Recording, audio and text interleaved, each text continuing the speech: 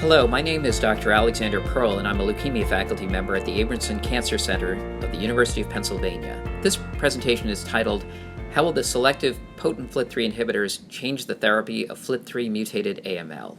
For those unfamiliar with FLT3 mutations or FLT3 inhibitors, FLT3 is a hematopoietic receptor tyrosine kinase that's highly and recurrently mutated in AML.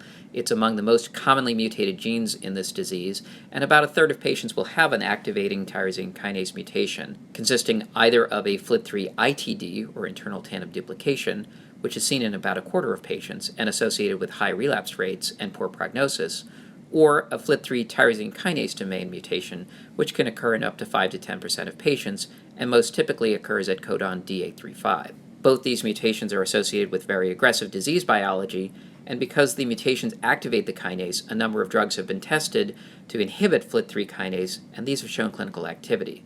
The most recently developed drugs are called second-generation inhibitors, and they'll be the focus of this talk. The second-generation drugs are also known as selective potent FLT3 inhibitors, and three of the most widely tested drugs are shown on this table.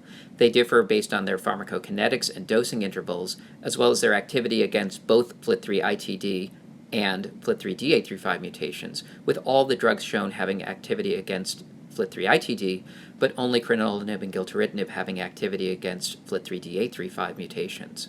The drug that has been most thoroughly developed to date is Quizartinib, which has recently reported the results of its phase 3 single-agent study in relapsed or refractory FLT3 ITD-positive AML.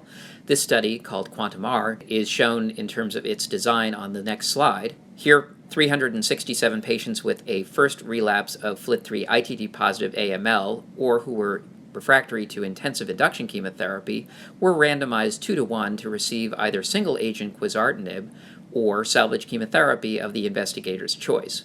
Notably, the investigator had to choose a chemotherapy regimen prior to randomization. Those who responded to this chemotherapy could go on to transplant, and those in the Quizartinib arm could resume Quizartinib as post-transplant maintenance once engraftment had occurred. There was no crossover from the chemotherapy arm to the Quizartinib arm. The primary endpoint of this study was overall survival. Both the response and the overall survival are shown on this slide, which shows that the responses were both more frequent in Quizartinib, associated with longer duration, and also a higher rate of transplant.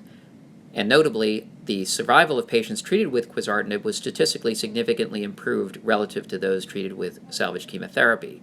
Of note, the response rates here were primarily not complete remissions, but complete remissions with incomplete count recovery, and relatively few true CRs were seen on either arm. As well, the survival of patients in this study was relatively similar to what has been seen on previous studies where patients had such early relapses. And this are certainly some of the most aggressive patients with relapsed AML and those with the shortest survival. So that there's a survival improvement here is quite notable, especially that the drug was given as an oral agent primarily in the outpatient setting. Now let's contrast these effects as single agent with those of first-generation drugs, which had really limited to no activity in the relapse refractory setting. You can see that the FLT3 inhibitor world has really moved ahead with the development of Quizartinib.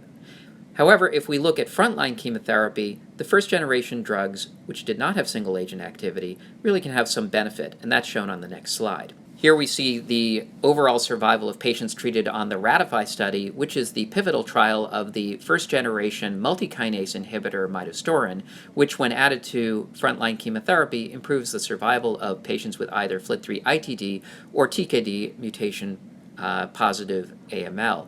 As you see, this benefit is seen both in patients who receive post-remission therapy and post-remission allogeneic transplant in first remission. But the benefit of midostaurin on this study was relatively modest, and so one might reasonably wonder what would be the benefit of a drug that had more single-agent activity in the relapsed refractory setting, such as we saw with Quizartinib.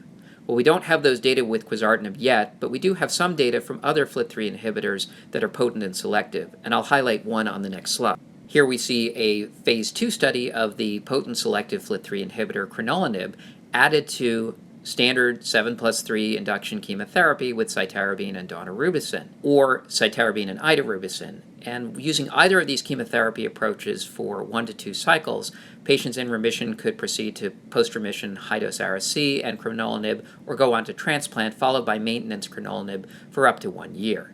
As you note, the response rates in the Crenolanib study were considerably higher than what was seen on Ratify, and notably occurred in nearly all patients after just one cycle, which was not the case in the Ratify-treated patients. And here I've shown the overall survival from this study, at least in patients under the age of 60, and shown as a comparator, not the same population, but the historic population of FLT3 ITD positive and FLT3 DA35 positive patients under the age of 60 who were treated prior to the era of FLT3 inhibitors.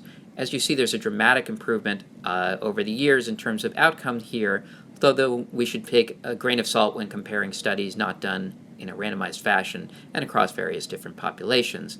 Nonetheless, one can imagine that this could be a substantial improvement of outcome and might be actually better than what we see with midostaurin added to 7 and 3. Studies comparing Crenolanib to midostaurin as the agent added to 7 and 3 have been initiated, and this is also true of gilteritinib and quizartinib, which is already halfway through a phase 3 evaluation where it's being compared to placebo, added to intensive frontline chemotherapy, post-remission therapy, transplant, and maintenance.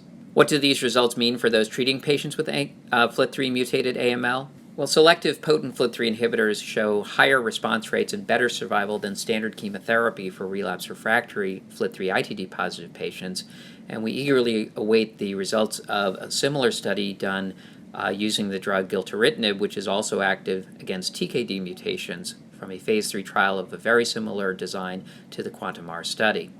As oral low-toxicity therapies, selective potent FLT3 inhibitors are expected to move the therapy of relapsed refractory FLT3 ITD-positive patients primarily to the outpatient setting. Though it's not clear that these drugs will obviate the need for transplant, it's certainly possible that these could be important drugs to bridge to transplant and then be given as maintenance therapy thereafter. And in combination with intensive chemotherapy, they have the potential to transform FLT3 mutated frontline therapy by increasing remission rates, lowering relapse rates, and perhaps this will mean more patients eligible for transplant will get to transplant in first remission, and there may be a role for these drugs in post-transplant maintenance. Similarly, for patients who cannot go on to transplant, there may be a role as post-chemotherapy maintenance. This concludes this presentation, and thank you for listening.